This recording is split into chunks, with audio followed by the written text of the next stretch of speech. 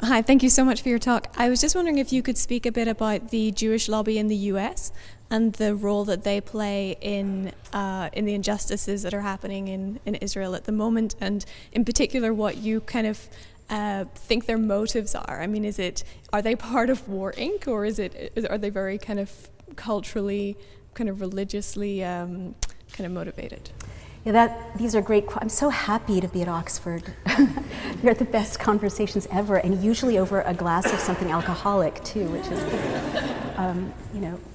higher education at its best.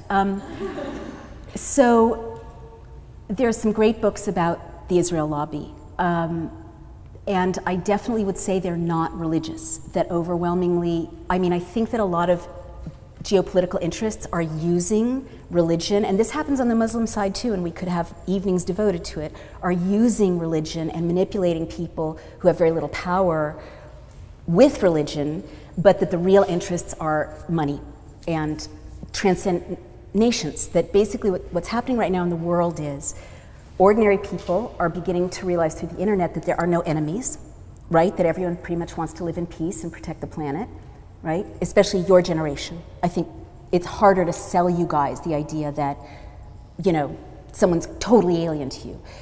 And then that's a threat to War Inc., which is one of the biggest concentrations of wealth and power on the planet, and like 6 other industries that run everything. And that these interests now are global, and they transcend nation states, and so increasingly they're more powerful than parliaments and congresses now. And AIPAC is an example of this. There are other examples that are not Israeli, like the Trans-Pacific Partnership and, big oil, right? But what AIPAC does is it definitely silences reporting that's balanced on this kind of thing. It definitely funds, this has been well established, gives early seed money to candidates so that by the time people are elected, they really can't deviate from a support for Israel, whatever Israel is up to, party line, or else they won't have the money to get reelected. And there's an unholy alliance. Basically, AIPAC, look, I couldn't draw you a Venn diagram, but basically AIPAC and a number of other entities really profit, Raytheon, any number of entities that primarily are funded by war, contractors in Washington, D.C. with big houses. Like I hear from my sources in the intelligence world that we have to keep going with ISIS and with, drumming up War Inc. forever, and the sound bites you're getting now in Britain that this will be years and years and years of conflict. You could know at the beginning of World War II that it would be years and years and years of conflict. History doesn't work that way.